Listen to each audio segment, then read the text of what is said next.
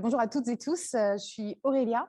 Je travaille ici chez Pixelis. Je travaille dans ce secteur de l'engagement et l'impact positif depuis maintenant une dizaine d'années. Moi, mon terrain de jeu, c'est les marques et le pouvoir d'influence qu'elles peuvent avoir sur la société. Je trouve que ça fait un peu écho à la musique et le pouvoir énorme qu'elle a sur la société aussi. Et du coup, je suis hyper ravie d'être ici aujourd'hui pour que toute l'équipe vous partage un petit peu ce coming out de Music for Planet. Pourquoi, qu'est-ce qu'on veut faire, comment on est organisé, quels sont déjà les premiers soutiens et les premières initiatives. Sachez, et vous l'avez sûrement constaté, qu'aujourd'hui, en fait, on est en Figital. Donc, il y a cette assemblée à Paris. Il y a l'assemblée à Bordeaux en direct aussi. On est connecté à Zoom. Et on a aussi le bonheur d'être en direct sur la radio 3S Solar Sound System. Merci à eux de relayer aussi notre assemblée.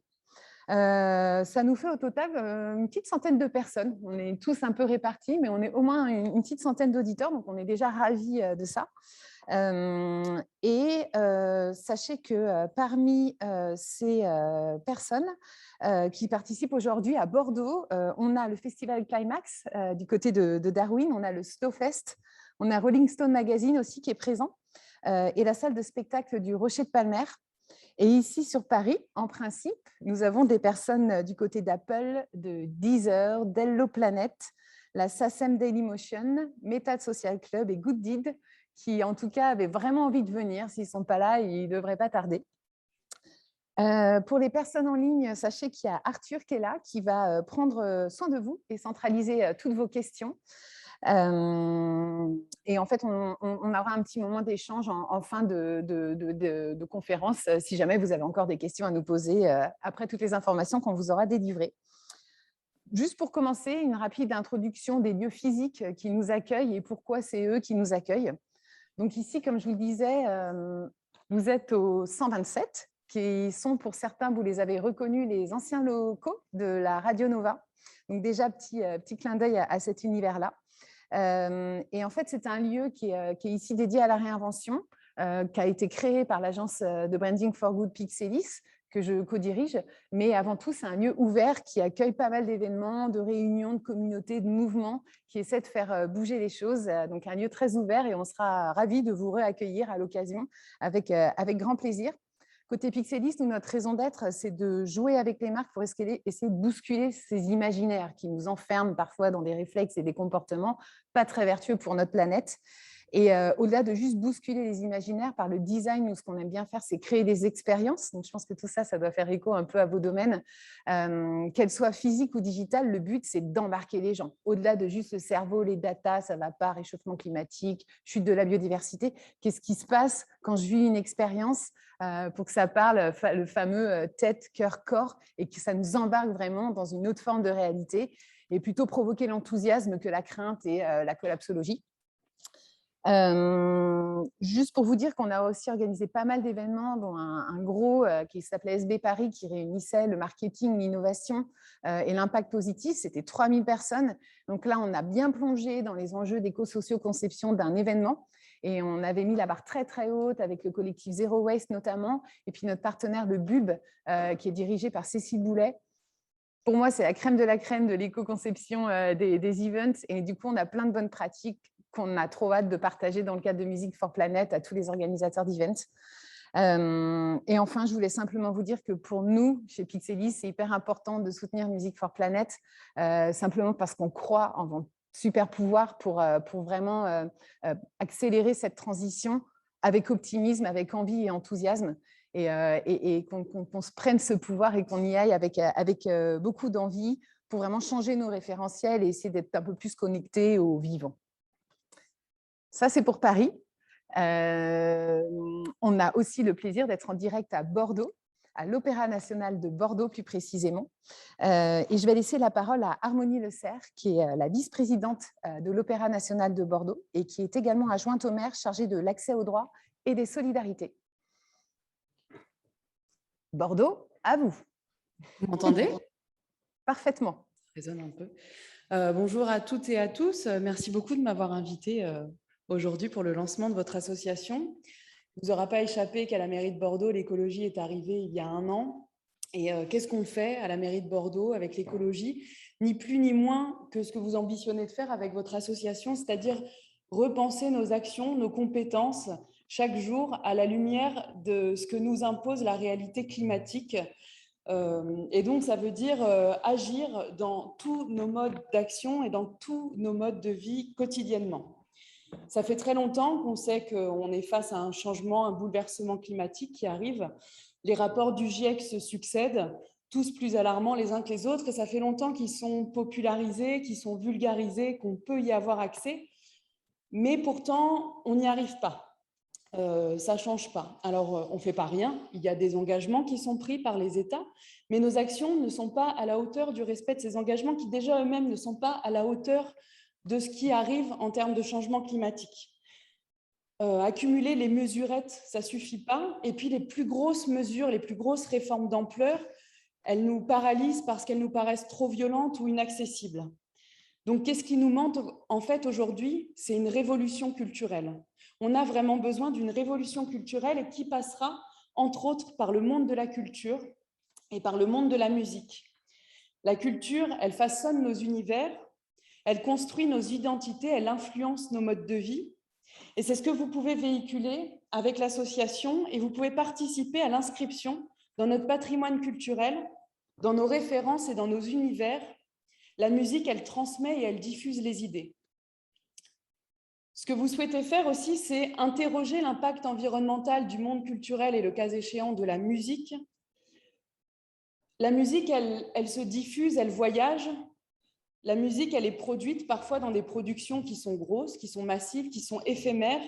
Il est donc nécessaire de trouver des espaces de partage de techniques, de bonnes pratiques, des espaces d'encouragement et de soutien pour les changements qui sont nécessaires d'embrayer aujourd'hui pour vraiment faire face à cette révolution culturelle qui doit nous amener à nous retrouver tous et toutes dans des pratiques plus vertueuses et dans des pratiques à la hauteur de nos engagements pour le climat, pour la planète. C'est pour toutes ces valeurs que vous décidez de mettre en place et pour toutes les actions que votre association a décidé et pour lesquelles vous êtes réunis aujourd'hui, que nous sommes ravis à l'Opéra de Bordeaux d'accueillir le lancement. Et je suis certaine que l'association ne manquera pas de relier l'univers à celui de l'engagement climatique.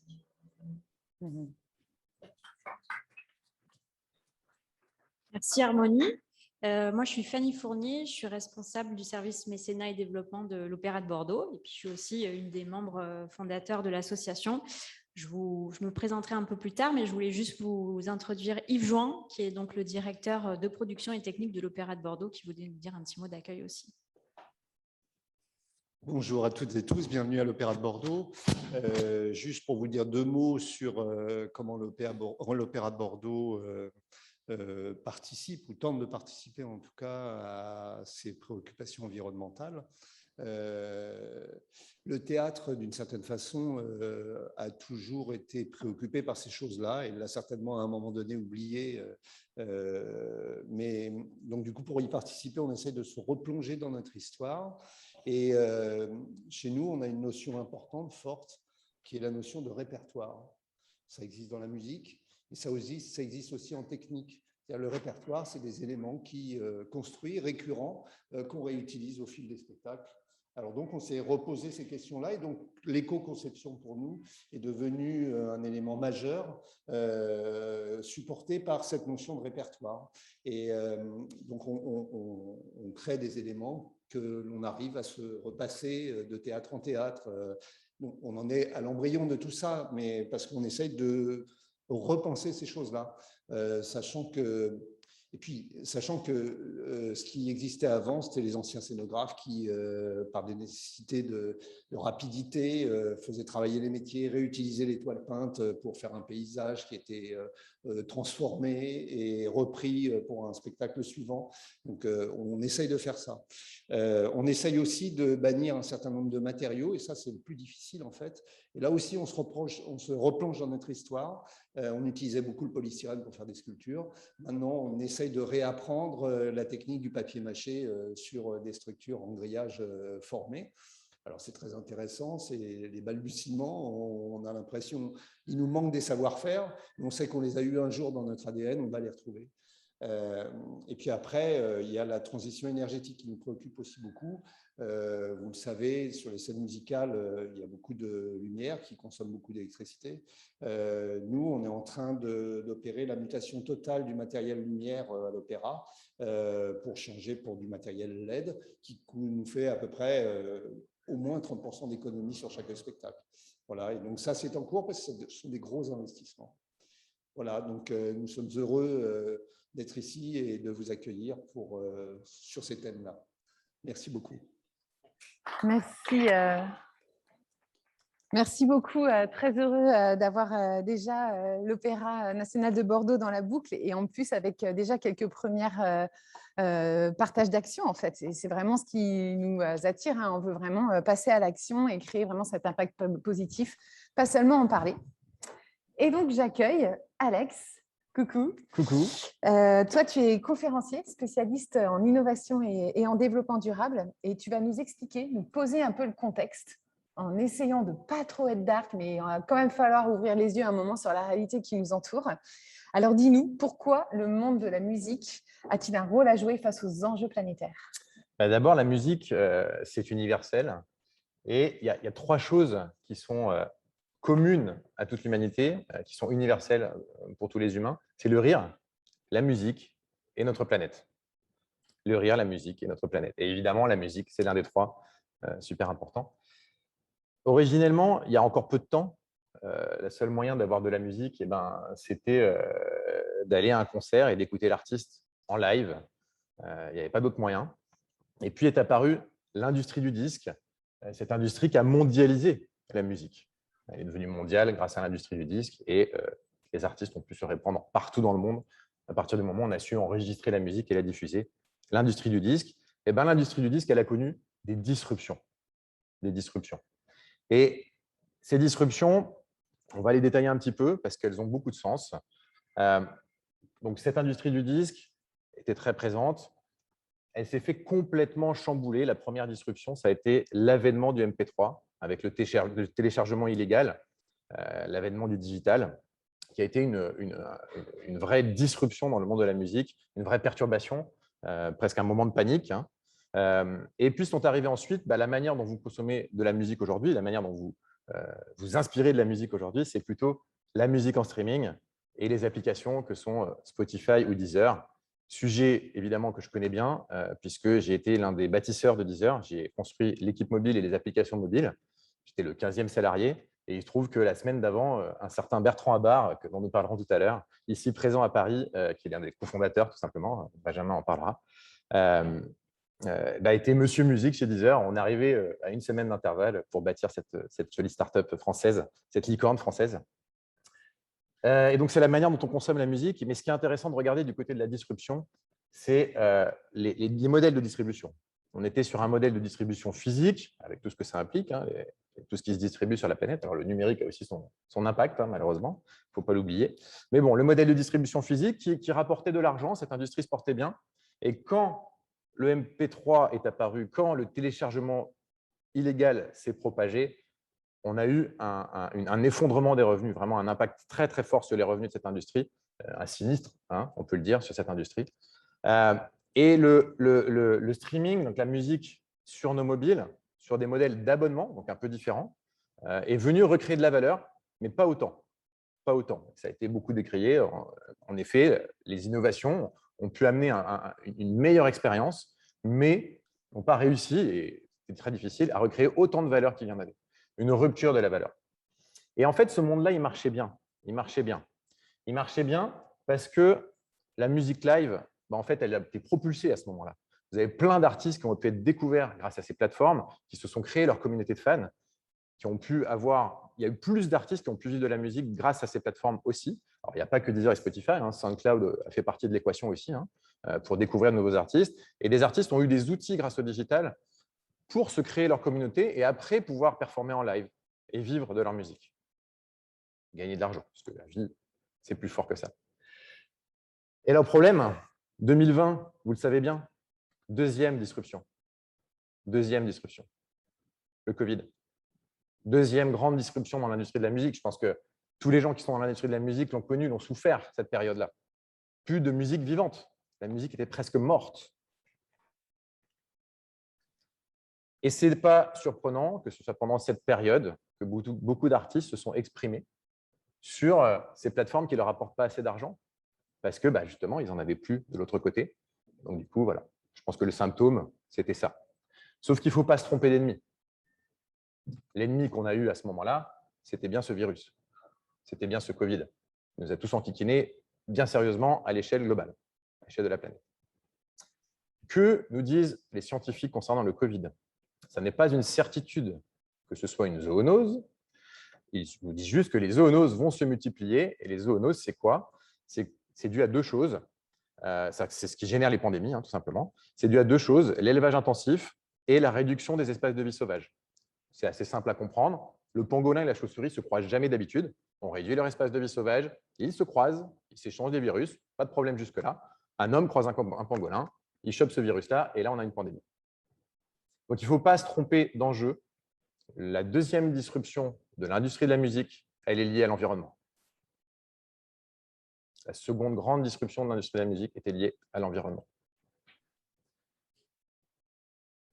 Alors, vous avez peut-être vu aussi la préface du rapport du GIEC, cette phrase qui a fait grand bruit dans les médias, parce qu'on a parlé de la biodiversité. Alors, on va parler du réchauffement climatique, petit sujet, gros sujet.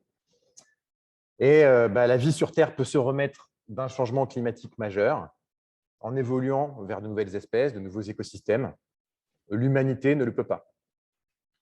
L'humanité est en risque. Et voilà comment on pourrait illustrer ça, comment beaucoup de scientifiques en fait illustrent ça. Ça, c'est plutôt des scientifiques qui ont pondu ça quand même. On est englué dans cette crise Covid, avec derrière la récession qui est économique, et derrière se profile le changement climatique accompagné de cette grande vague qui est aussi en cours, de l'effondrement, l'érosion du vivant. Et donc voilà, ces vagues, on commence à se les prendre. Vous l'avez vu cet été. Cet été a fait progresser beaucoup les consciences. Ces vagues, on commence à se les prendre. Mais le pire n'est pas à venir. Pour conclure là-dessus, si dans les scénarios les plus noirs, 2050, on vous parle d'un temps que les moins de 20 ans pourraient ne pas connaître.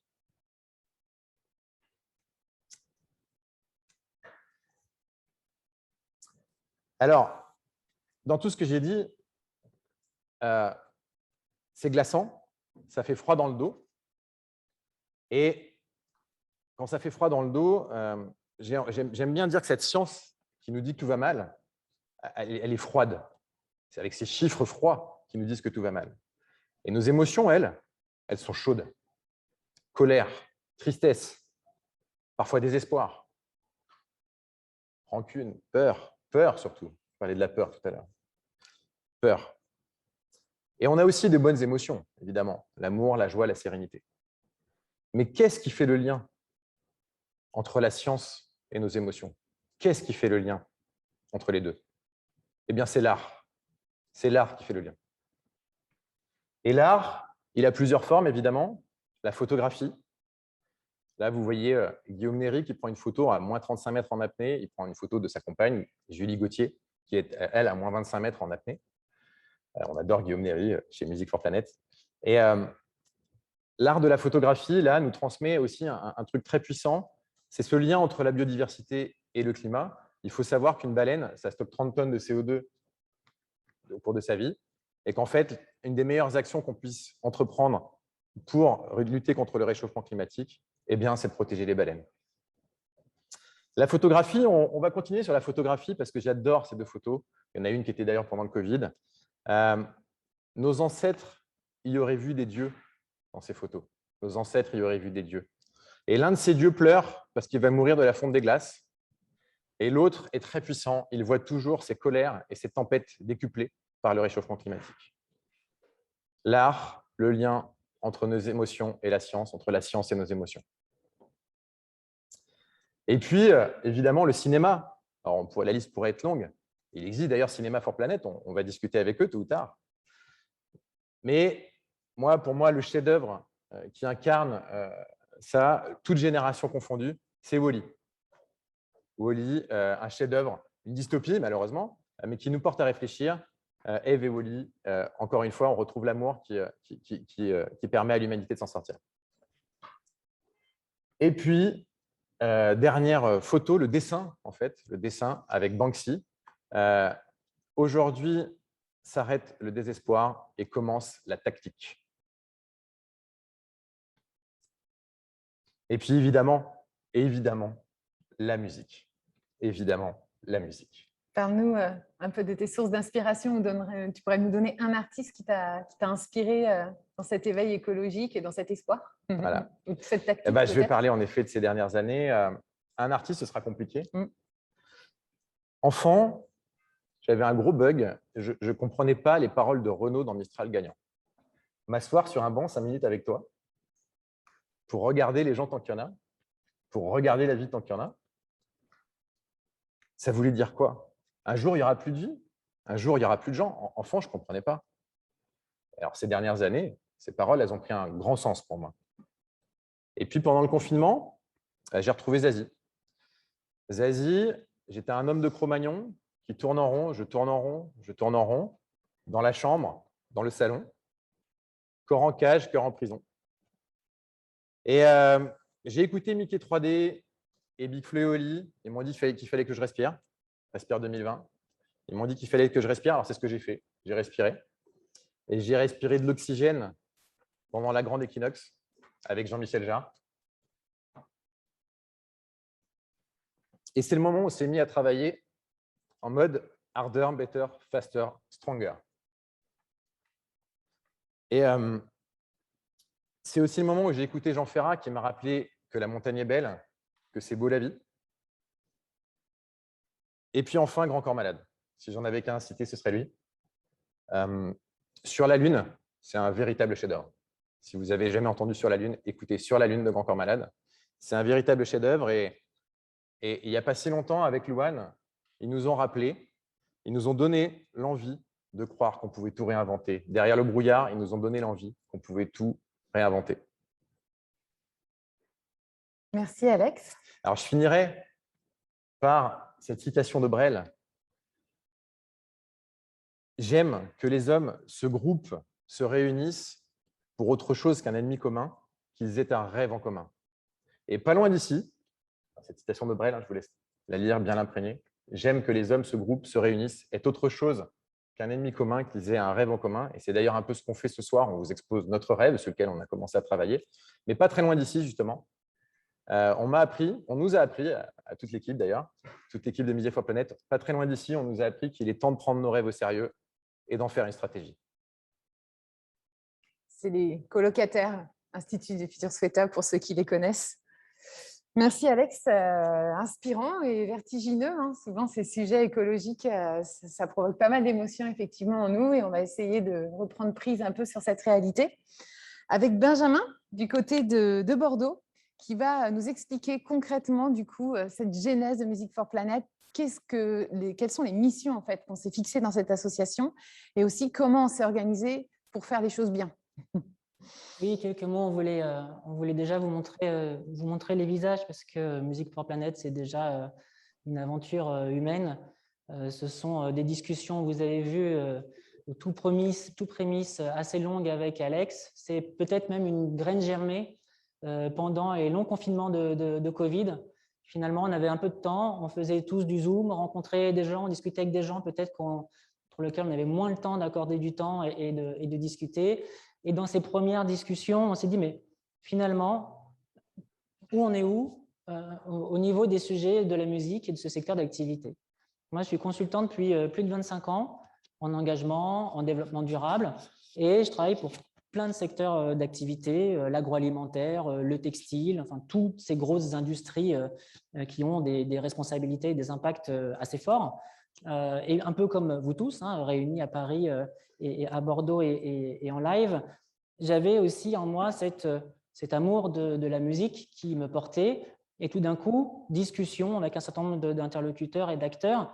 Mais en fait, la musique, on en est où? Qu'est-ce qui se passe? Quels sont leurs propres impacts? Et qu'est-ce que fait ce secteur d'activité pour progresser comme tous les autres secteurs d'activité?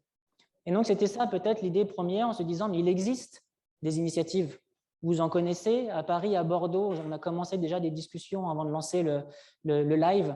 J'ai entendu déjà plein de projets, plein d'initiatives, et on s'est dit, mais en fin de compte, ces initiatives, peut-être qu'on ne les connaît pas suffisamment. Donc peut-être qu'un des enjeux, c'est d'arriver à révéler ces éléments-là et modestement déjà les faire savoir. Et donc, en commençant ces discussions, Alexandre vous a parlé de Bertrand, qui va être notre monsieur musique chez Music for Planet. Bertrand est manager d'artistes. Vous l'avez compris, il a monté toute la programmation musicale de Deezer à l'époque, et c'est lui qui nous permet aussi de faire ces relations avec des managers d'artistes, des artistes, des maisons de disques, donc c'est très important. Mais je ne sais même plus comment on s'est rencontrés, mais j'ai aussi la chance de rencontrer Fanny, donc qui fait partie des personnes qui nous accueillent aujourd'hui à l'Opéra de Bordeaux. Heureusement qu'on a rencontré Fanny, la petite touche féminine dans cette encore équipe trop masculine. D'ailleurs, je fais un appel à candidature. Aujourd'hui, on lance modestement cette association. Vous l'avez compris, il y a aussi un élan du cœur. On se dit qu'on veut agir, on va faire des choses. Si vous êtes des demoiselles, des femmes, allez-y, rejoignez-nous. On aura pas mal de choses à faire ensemble. Et puis, nous a rejoint ensuite Arthur, qui est comme moi consultant en engagement en développement durable, qui a tout quitté pour devenir musicien, qui est en train de faire une école de musique à Bordeaux. Et c'est aussi intéressant que finalement, quelqu'un qui était dans cet engagement, qui claque tout pour devenir musicien, qui prenne ce risque fou, parce que c'est peut-être aujourd'hui un risque, intègre aussi notre petite famille actuelle. Alors, Aurélia, tu posais la question, au-delà des personnes, quelle est votre mission? Qu'est-ce que vous allez proposer comme action dans l'association?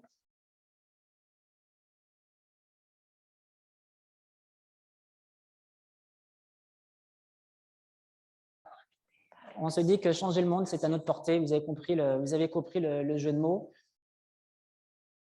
La vocation de l'association, elle tient en 3 missions principales. La première mission, c'est de révéler toutes ces initiatives qui existent. Donc, valoriser et soutenir les démarches qui existent.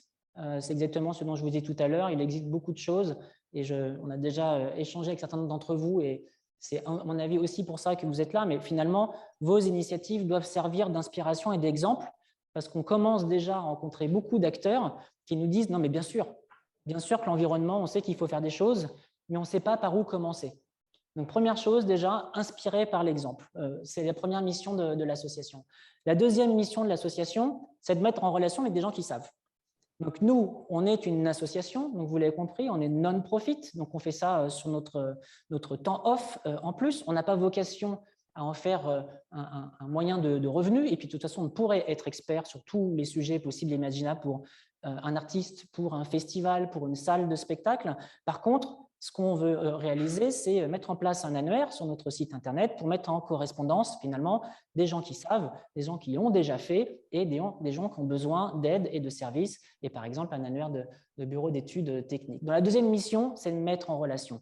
Et mettre en relation, ça peut être cette forme d'annuaire, mais c'est aussi finalement mettre en relation des acteurs de la musique qui forcément peut-être ne se parlaient pas.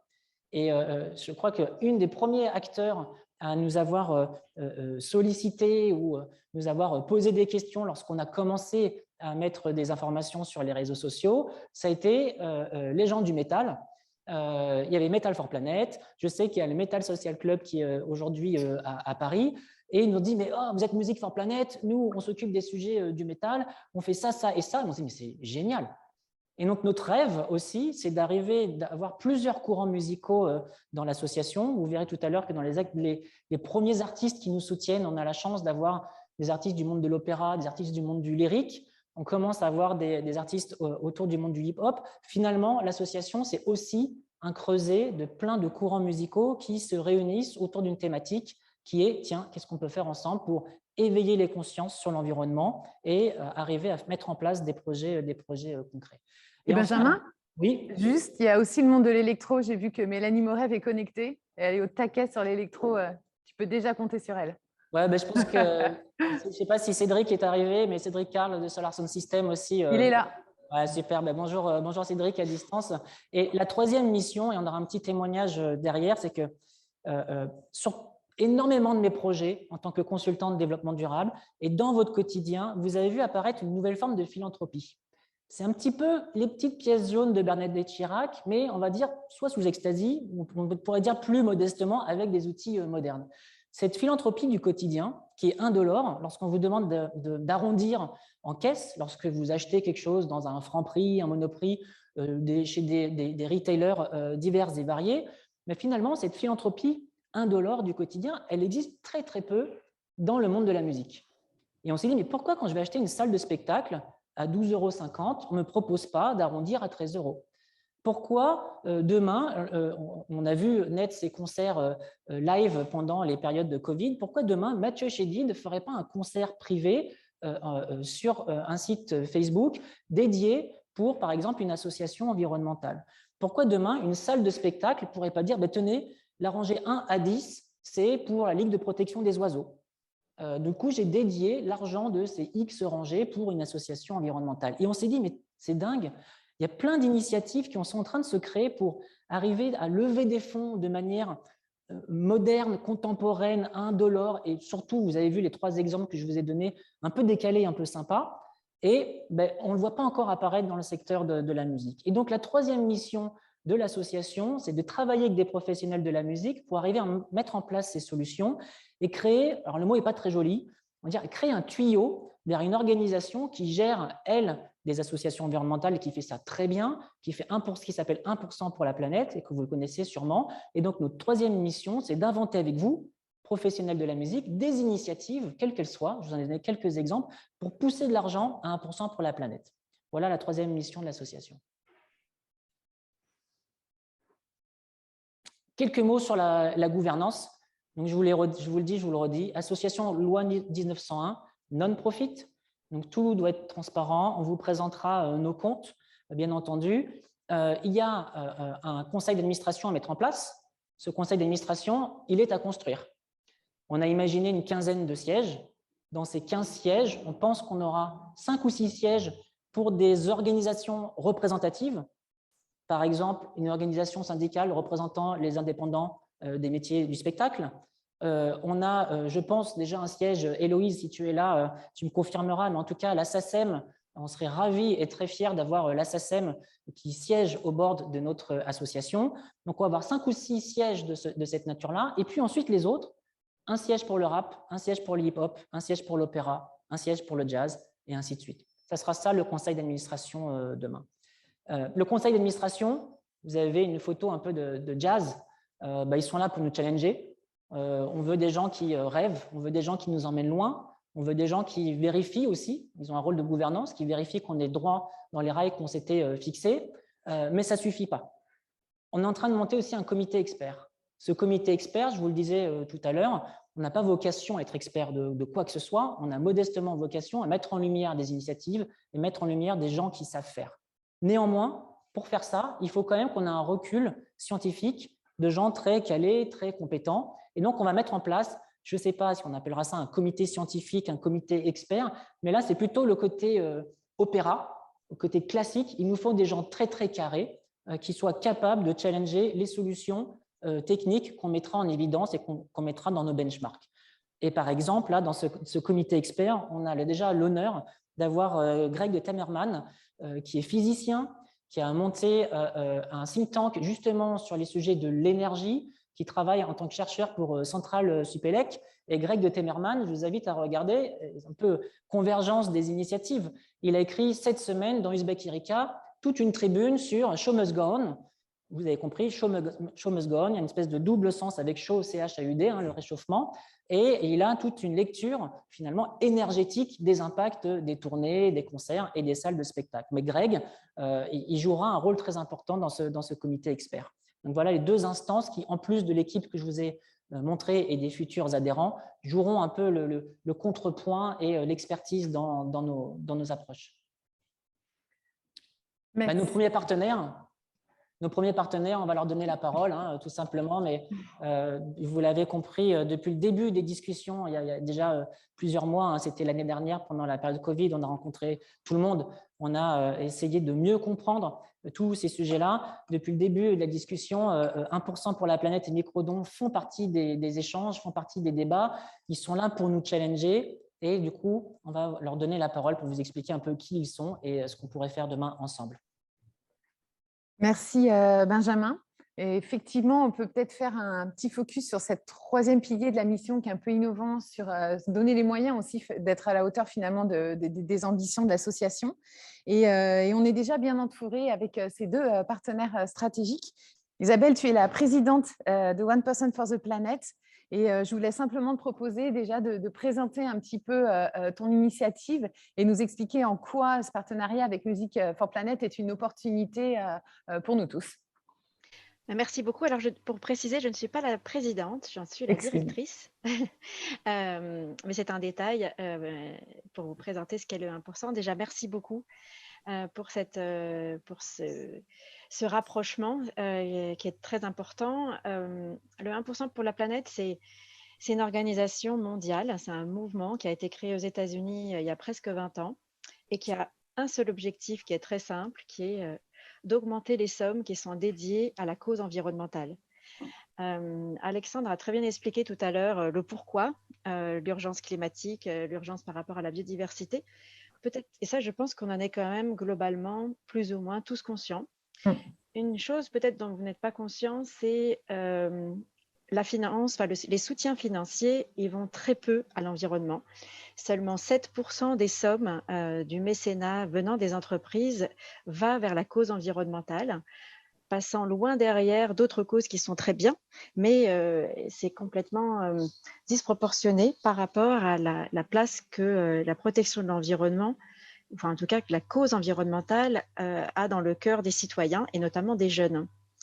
Donc nous, notre cheval de bataille, c'est de faire en sorte qu'il y ait cette prise de conscience, et notamment de la part des entreprises, celles qui, en l'occurrence, ont un bras de levier assez efficace et une capacité à réagir assez vite. Et donc, on s'adresse aux entreprises pour qu'elles consacrent 1% de leur chiffre d'affaires à des associations environnementales.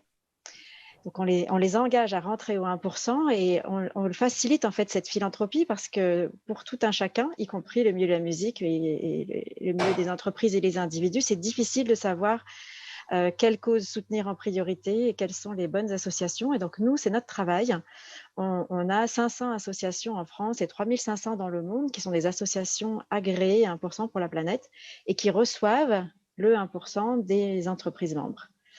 On a aujourd'hui 1000 entreprises en France, près de 6000 dans le monde, qui se sont engagées à reverser ce fameux pourcent de leur chiffre d'affaires à des associations environnementales qui sont sur tous les sujets environnementaux, que ce soit le climat, la biodiversité, la santé et l'environnement. Tous les sujets sont importants pour notre mouvement. D'accord. Et du coup, Isabelle, avec ce partenariat avec Music for Planet, c'est un peu un nouveau robinet qui s'ouvre. Est-ce que je comprends bien? Absolument. Est-ce que je reformule bien? C'est un nouveau robinet, d'autant que le monde de la musique était globalement absent dans le cadre du 1%. On a déjà touché un art qui est le cinéma, puisqu'on a notamment des films qui sont en train de sortir comme Bigger Than Us de Flore Vasseur, qui est membre 1% avec sa société de production. Et Une fois que tu sais d'Emmanuel Caplin, c'est deux films qui sont en train de sortir le mois de septembre. Mais la musique était assez absente, à part peut-être vous connaissez Jack Johnson. C'est un artiste qui consacre 1% de ses ventes à la protection de l'environnement. Donc pour nous, c'est une façon merveilleuse, évidemment, de collecter des fonds pour les 500 associations de notre collectif. En plus,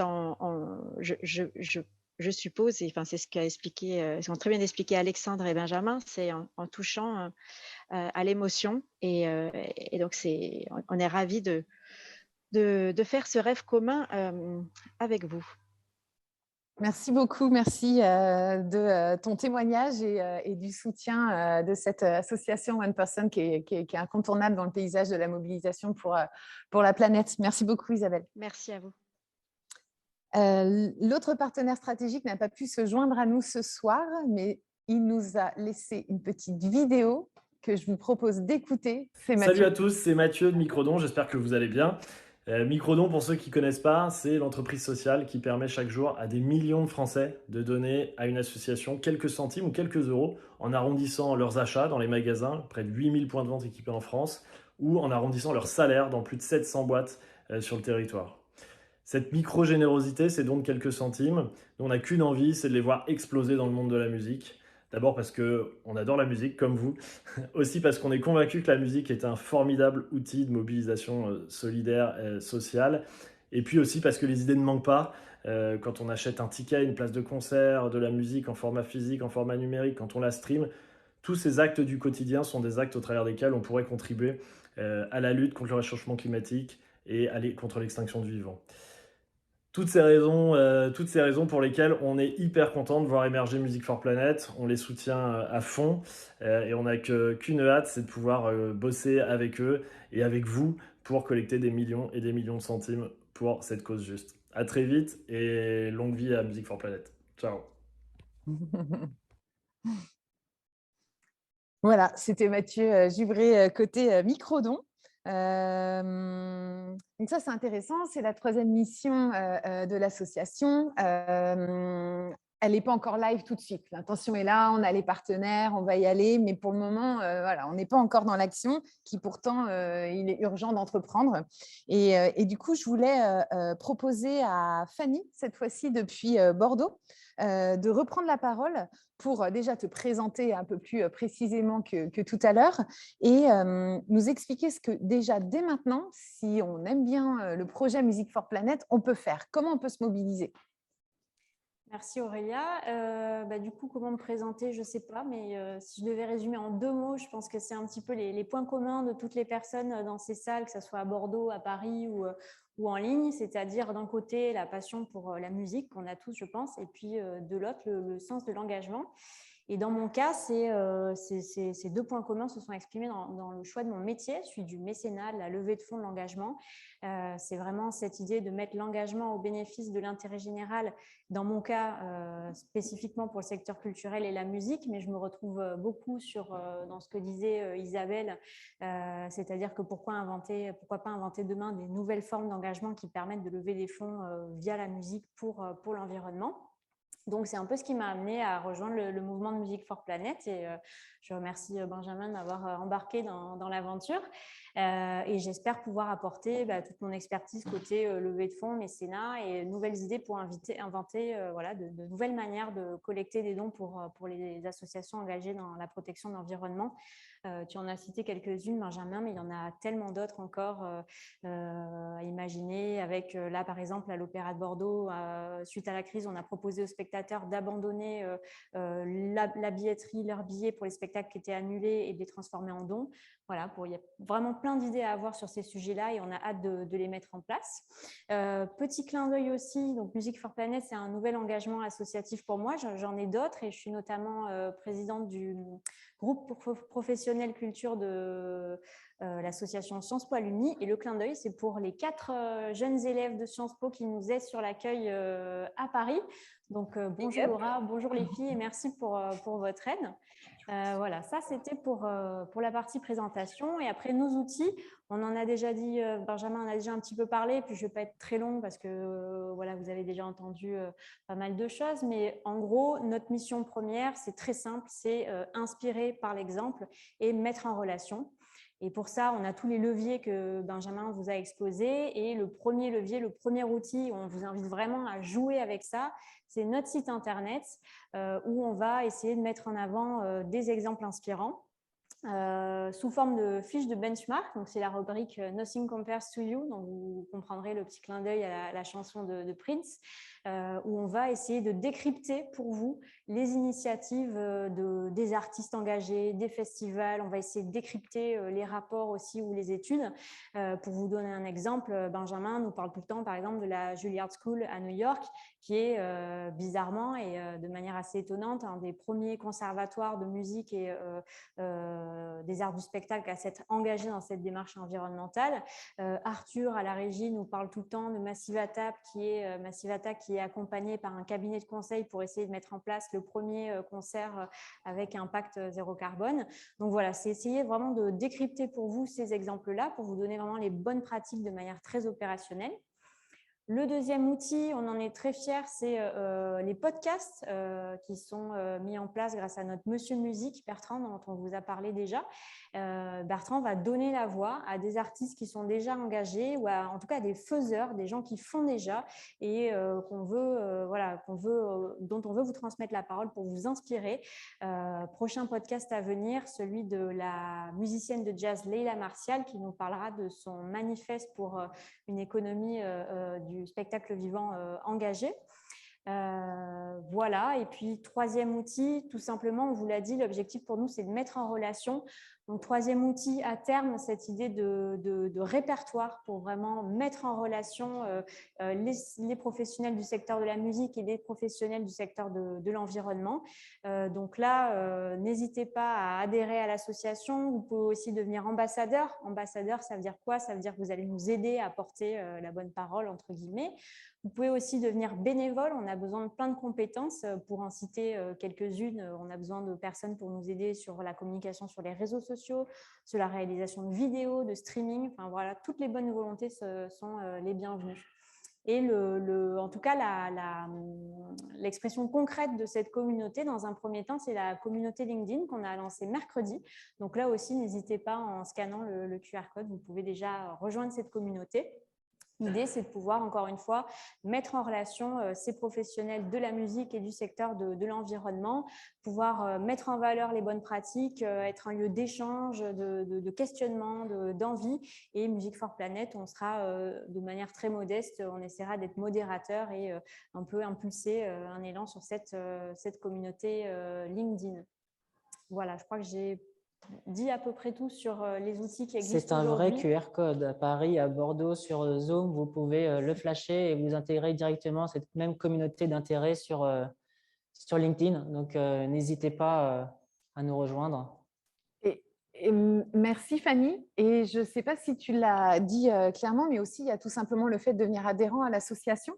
On est avec Hello Asso qui nous aide à en fait recruter un certain nombre d'adhérents. Je ne sais pas, Benjamin, si tu sais à combien de personnes on est. Je ne sais pas si tu as fait le petit point, mais voilà, c'est lancé, c'est officiel. Vous pouvez nous soutenir et vous êtes les bienvenus. On sent déjà, en tout cas, cette dynamique inclusive de valoriser tout ce qui existe déjà, de nous réunir pour peser vraiment et pas être un peu isolé en mode satellite. Non, juste, excuse-moi, je veux juste réinsister sur ce point-là parce que quand on a eu l'idée et que le projet a commencé à germer, on ne se rendait pas compte, qu'il y avait autant d'initiatives. Donc, on sait qu'il y a d'autres structures, d'autres organisations qui portent le même rêve, la même envie que nous, et on a juste vocation à travailler ensemble, travailler avec eux. Et à aucun moment, tout d'un coup, Music for Planet débarque dans le game, parler un petit peu façon rap. On est vraiment là pour faire des choses avec tout le monde et pourquoi pas nous mettre au service aussi d'autres organisations ou d'autres associations qui voudraient aussi travailler avec nous. Carrément. Et dans ce délire écosystème et partenariat, Alex, tu voulais nous annoncer une bonne nouvelle, une forme d'exclus un peu grâce à…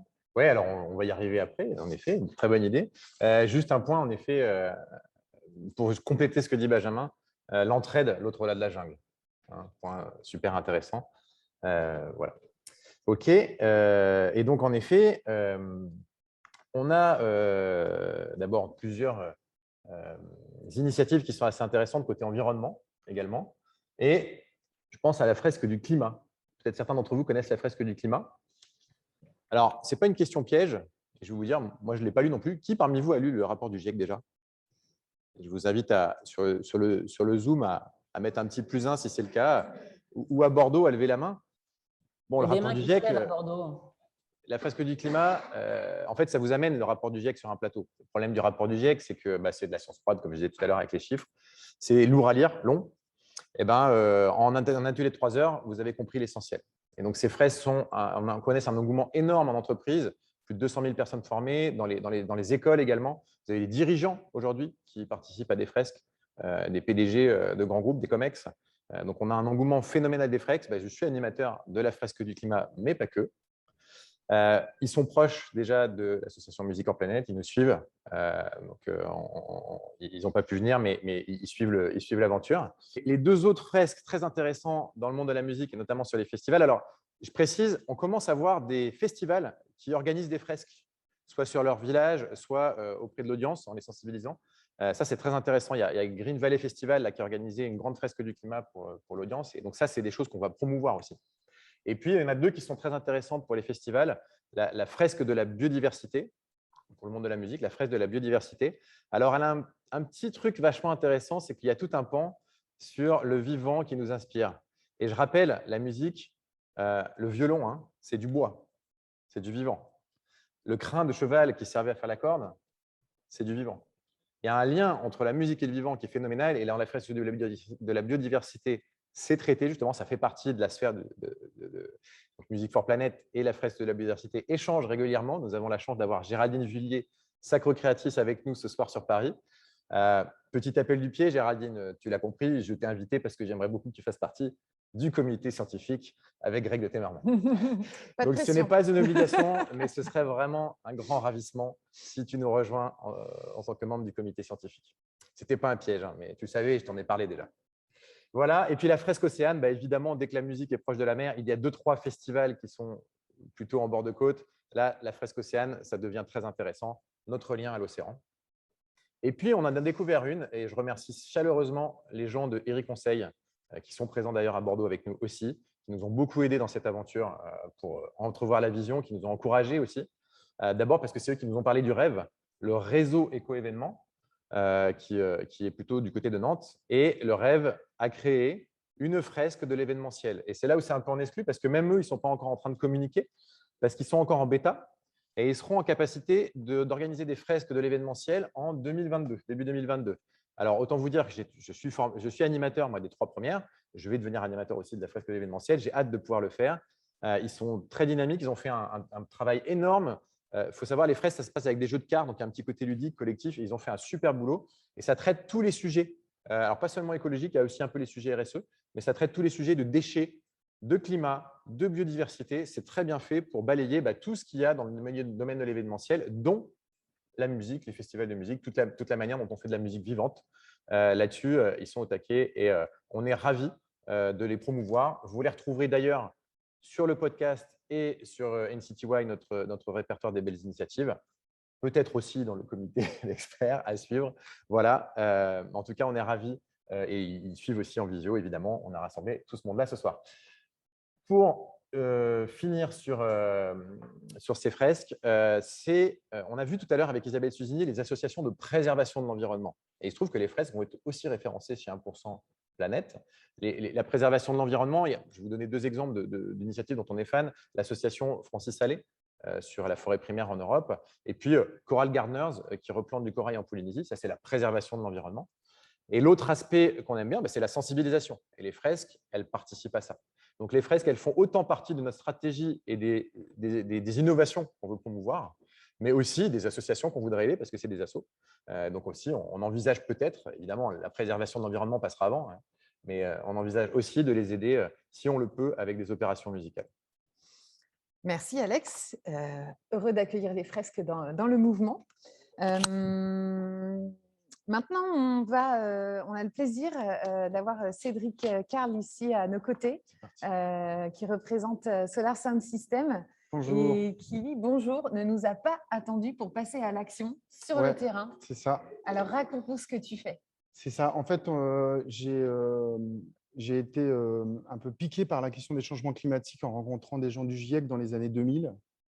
Et j'ai décidé de trouver des mécaniques, et notamment la fête, pour aller dans l'espace public, pour pouvoir en parler, pour fêter ensemble et donner du sens à la fête. Et on a donc fait Solar Sound System, qui est un dispositif qui fonctionne à l'énergie solaire, et pas seulement, puisqu'on fait aussi pédaler le public sur des vélos générateurs. Donc, ça répondait à l'époque aussi à une problématique des fêtes électro qui sortaient des boîtes, clairement des boîtes de nuit, où on allait dans d'autres univers, en fait, où on s'approprie aussi la fête. En fait, il y avait une forme d'appropriation des dispositifs. Et ces sound systems, ils marchaient avec des groupes électrogènes. Et on a décidé d'essayer de faire 100. Et ça a fonctionné, en fait. Et 20 ans plus tard, eh bien, on a des antennes jusqu'à Hong Kong. On en a à Marseille, il y en a en Suisse. Le Covid est passé par là, donc on a un peu arrêté le développement du projet, mais on a des projets un peu dans le monde entier. Il y a une web radio qui nous unit, en fait, radio3s.org, avec tout plein de gens qui programment et surtout tout plein d'artistes de musique électronique qui nous envoient des productions fraîches. C'est-à-dire que comme notre projet mondial et qu'on dit qu'on est là pour supporter les artistes, on reçoit en fait des productions électro tous les jours. On en a même beaucoup trop à traiter. Et en fait, on les diffuse sur la radio. Donc, il y a Bertrand, il y a les amis de Hong Kong, il y a les amis de Marseille qui écoutent toutes ces prods et qui sélectionnent et qui diffusent. Et donc, on héberge tout ça aussi à l'énergie solaire. Donc, assez vite, en fait, en tant que chercheur et innovateur dans le domaine de l'énergétique, on s'est mis à essayer d'être cohérent jusqu'au bout. Et donc, on héberge tous nos sites Internet avec de l'énergie solaire qui est une démarche qui est importante. Voilà, il faut penser à ces impacts du numérique, surtout aujourd'hui. Et puis surtout, en fait, on a soutenu des projets de recherche. C'est-à-dire qu'on n'a pas voulu s'arrêter au son de système. On a soutenu, on veut faire de la fête engagée. Et donc, on a soutenu des projets comme Paléo-énergétique, où on s'est mis à rechercher dans le passé tous les brevets qui ont été déposés par des gens et des démarches qui ont eu lieu, en fait, qui n'ont pas été perçus ou qui ont disparu. Et donc, on a retrouvé les premiers véhicules électriques, des dispositifs pour faire du biogaz, des véhicules à air comprimé, etc. Et en fait, on est en train de retracer une histoire de brevets qui sont dans le domaine public et qui peuvent réellement tacler en fait, les changements climatiques parce que tout ça, c'est open source. Et donc, Solar System soutient aussi ces projets, c'est-à-dire que la FED finance la recherche et ça, c'est pour nous hyper important.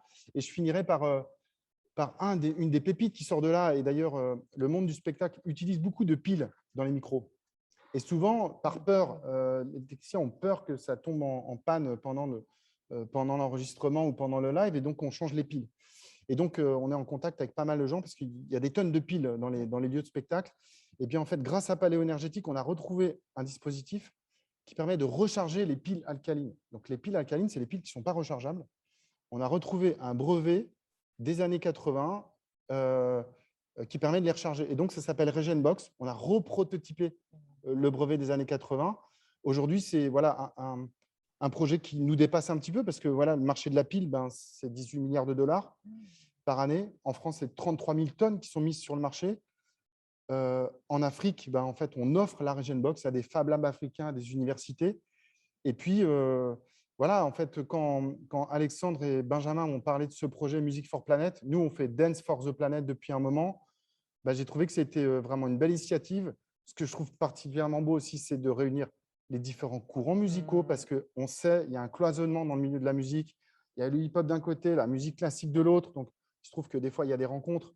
Il y a la musique électro et puis il y a le métal, etc. Et je pense que fédérer tout ça, donner à voir, répertorier les belles initiatives, c'est une très belle démarche et c'est pour ça qu'on soutient et qu'on embarque avec vous parce que encore bravo de lancer ça. Et puis, je pense que c'est que le début d'une belle aventure en tout cas. Merci à toi, Cédric. C'est génial. Enfin, je trouve que c'est l'illustration de ce qu'on veut faire avec Music for Planet. Ça donne le smile, c'est la fête, c'est enthousiasmant, c'est des solutions, on est dans le dur. Et soit on décide de voir le verre à moitié vide ou à moitié plein, quoi. Et là, il déborde, c'est génial. C'est une grande fierté que tu sois avec nous. Merci beaucoup. À vous. Merci encore, bravo. Ouais, bravo à toi. Trop cool. Un champ des possibles incroyable, ça donne envie. Avant de clore cette assemblée et de se retrouver autour d'un verre en réel, voire en virtuel, Fanny, depuis Bordeaux, je voulais te demander rapidement de nous citer peut-être un peu pêle-mêle toutes les autres initiatives qui nous soutiennent finalement, ou les autres artistes. On les voit apparaître à l'écran. Si tu veux nous en dire 2 mots. Oui, et du coup, avant de les citer, je vais rebondir sur ce que disait Cédric Carl, le côté cloisonné de la musique, avec pour schématiser tout ce qui est classique d'un côté et tout ce qui est plus moderne ou rock de l'autre côté. Donc là, voilà, cœur avec les mains, hein, comme on fait dans la salle à Bordeaux. Non, l'idée, nous, on a un rêve à Music for Planet. On en a beaucoup, mais parmi ceux-ci, on a un rêve, le rêve d'une grande photo de famille avec, on est des artistes et des acteurs du monde du classique au jazz, en passant par l'électro, le rock ou le reggae. Voilà, l'idée, c'est d'avoir cette grande photo de famille. On commence à avoir quelques portraits sur cette photo de famille. Donc là, à l'écran, vous voyez nos premiers, on va dire, partenaires ou nos premiers artistes et acteurs qui nous soutiennent. Du côté des festivals, le festival Atmosphère ou le festival des Pluies de Juillet en Normandie, qui sont déjà des festivals engagés dans cette démarche-là. Et puis, côté artistes, pour en citer quelques-uns, encore une fois, dans un spectre de types musicaux très différents, on a Stanislas de Barbera, qui est un des plus grands ténors français de sa génération, et puis qui, en plus, a la grande qualité d'être originaire de Bordeaux. On a aussi Dan Teffer, qui est ce grand musicien et pianiste et compositeur de jazz et qui est connecté en ligne normalement. Salut Dan, merci d'être avec nous. Ou encore Raphaël Merlin, qui est à la fois chef d'orchestre, instrumentiste et aussi directeur musical d'une initiative qu'on adore, qui s'appelle les Forces Majeures, voilà, et qui a la spécificité d'être un collectif de chambristes qui fait des tournées à vélo sur le territoire. On adore l'initiative et on espère bientôt pouvoir vous la présenter sous forme de podcast. Là aussi, Raphaël était avec nous tout à l'heure, donc c'est un appel du pied. Et peut-être juste pour conclure, on trouvait ça important aussi de se retrouver à Bordeaux. On est une petite vingtaine ici, en plus de l'événement à Paris, puisque la musique, là on le voit hein, d'ailleurs sur cette slide, c'est partout sur le territoire et c'est dans les grandes villes, mais c'est aussi à la campagne et dans les petites villes. Donc on trouvait ça important d'avoir ce format Paris-Bordeaux en plus du format Figital. Merci Fanny. Il y a une petite édition spéciale, là, je crois que c'est la première année dans le cadre du festival Atmosphère sur les voix de la Terre, où ils ont vraiment fait un concours spécial pour les artistes qui ont produit des musiques qui sont sur ce sujet des enjeux écologiques à suivre. Je crois qu'ils ont lieu début octobre. On les soutient aussi du côté de Pixelis. Et je trouve aussi passionnant comment on peut, de la contrainte, en fait, c'est souvent source de créativité. Et c'est ça qui est génial, notamment dans l'univers musical. Alors voilà, on arrive à la fin. Ça fait 1h15 qu'on vous a donné un maximum d'informations, mais vous avez peut-être encore des questions auxquelles il n'y a pas eu de réponse, que ce soit en ligne à Bordeaux ou à Paris. Et je voulais vous inviter à vous manifester si c'est le cas. Ce sera après. Sur Paris, on a été limpide. En ligne, j'ai cru voir des petites mains levées ou questions du côté d'Arthur. On a une question à Bordeaux. Je pense qu'il faut que vous reformuliez, Ben, si tu veux reformuler pour que tout le monde entende. Oui, on a passé un micro et on a une question à Bordeaux, je crois. Parfait. Ah oui, on a les mains. Bordeaux. Voilà. Bonjour, moi je suis Maud Gary de Slowfest. Je voulais savoir si vous aviez des liens avec Musique d'Éclairs Emergency. Enfin, j'imagine que vous les avez contactés, mais comment vous êtes complémentaires? Oui, c'est par exemple une des initiatives au tout début de nos premières discussions l'année dernière qu'on n'avait pas forcément spoté. En tout cas, on n'avait pas spoté l'équipe française. On sait qu'il y a une équipe en France, on les a contactés, ils nous ont contactés, on échange avec eux. Donc oui, c'est typiquement, je pense, le genre d'association avec qui on pourrait faire des choses avec très grand plaisir. Et autre chose, est-ce que vous serez au MAMA? Pardon? Est-ce que vous serez au MAMA pour non, on n'a pas encore prévu. C'est bien ça. Hein. Je pense qu'on a un vrai enjeu aussi maintenant d'identifier un peu la stratégie d'émergence. Pour l'instant, on a fait jouer nos réseaux. Et là, je pense qu'il faut qu'on démultiplie un peu l'activité. Donc, oui, avec grand plaisir. Il va y avoir sûrement des ateliers sur cette thématique avec les réseaux, les syndicats, etc. Donc, je pense que c'est tout à fait un endroit aussi où dialoguer. C'est vrai. Je veux bien ajouter un petit mot sur Musique d'Éclairs Emergency. En effet, on a eu beaucoup d'échanges, beaucoup échangé avec Julie Gamica et un parvent indirect avec les membres de cette association, dont certains peut-être se sont connectés côté visio. On pratique l'entraide, l'autre loi de la jungle. Et le sujet de la communauté LinkedIn, d'abord qui n'est pas lié à notre adhésion, hein, c'est-à-dire n'importe qui peut rejoindre la communauté LinkedIn, on sera ravis s'ils peuvent utiliser ce réseau-là aussi pour leurs besoins. Le but, c'est, on n'a plus de place à la compétition dans ce monde-là. On est sur de la coopétition, on va s'entraider pour arriver à avoir ces objectifs et les choses importantes qu'on adresse. Et donc, voilà, l'entraide, l'autre doigt de la jungle, c'est nous, notre vision de la chose. Voilà, on a beaucoup d'échanges comme ça parce qu'en effet, quand on a échangé, comment on fait pour ne pas se marcher sur les pieds? On ne sait pas si on ne se marchera pas sur les pieds. Nous, on va essayer de créer des outils pour qu'on puisse s'entraider et advienne que pourra. Et manifestement, ce que tu me disais, c'est que cette communauté LinkedIn, eux, n'avaient pas les moyens, ou pour le moment, elle n'existe pas. Donc, on n'est pas en train de faire lutter deux communautés sur la même cause. On les invite à squatter ces Voilà, sites exactement, c'est ça, ils sont les bienvenus. bienvenus. Et s'ils veulent poster des choses qui concernent leur assos, mais ça nous va très bien, au contraire. Ils montreront que ça fait… Enfin, il faut qu'on se mette ensemble pour tout bouger, quoi. Et pour le coup, on trouve vraiment chouette aussi leur positionnement qui est un peu différent du nôtre. Franchement, il n'y a pas de souci. Ils sont les bienvenus sur la communauté. Ils peuvent poster tout ce qu'ils veulent parce qu'on valide aussi la façon dont ils s'y prennent. Ils ont des compétences bien différentes des nôtres et ils sont très bien aussi. Il y a des choses qu'ils savent faire qu'on ne sait pas faire et d'autres choses qu'on essaie de faire. On est complémentaires. C'est ce qu'on a découvert dans nos discussions. On ne sait pas encore comment on va fonctionner ensemble, mais on sait ce qu'on a envie. Yes. Il y a 2 questions sur les réseaux sociaux. Une première qui était, mais concrètement, est-ce que vous allez contribuer à aider à monter des événements autour de cette thématique avec d'autres acteurs, type des festivals, etc. Donc, la réponse est oui. Et on commence déjà des discussions justement sur ces thématiques-là. Et puis, il y avait une autre question sur, mais est-ce que vous allez faire du consulting ou aider à mettre des éléments en œuvre sur ces sujets-là? La réponse là est non. Vraiment, on se veut porte-voix, on se veut mise en lumière, mais on n'est pas un cabinet de conseil. Et Alex parlait d'Eri Conseil, avec qui on a beaucoup discuté sur ces thématiques-là. On n'est pas un bureau d'études techniques, on n'a pas vocation à devenir un bureau d'études techniques. Par contre, on a vocation à mettre en relation avec des bureaux d'études techniques. Donc non, l'association ne se transformera pas en organisation de consultants. Merci.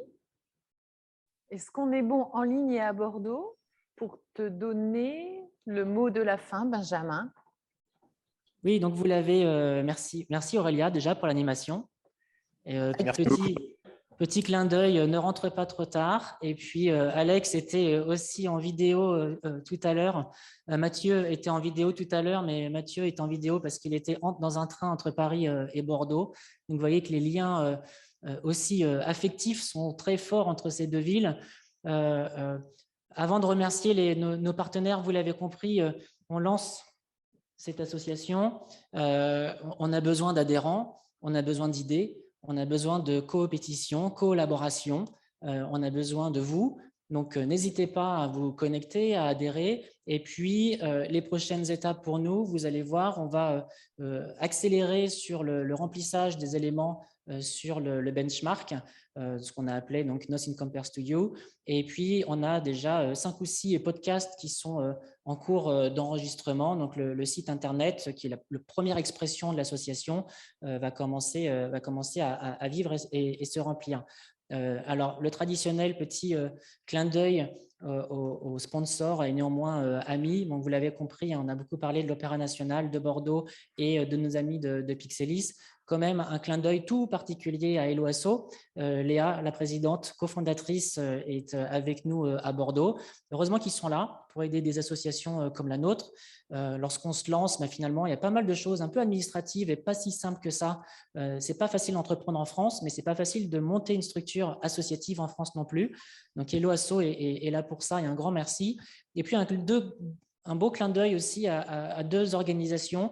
Je ne sais pas si vous connaissez ce mouvement qui s'appelle Bicorp, qui est un label d'entreprise. On a 2 belles Bicorp qui nous ont soutenus. Je remercie Fabien Couturier, qui est le directeur commercial d'Innocente. Je pense que vous allez partager des smoothies et des jus d'Innocente juste après, comme nous à Bordeaux, pour le petit cocktail.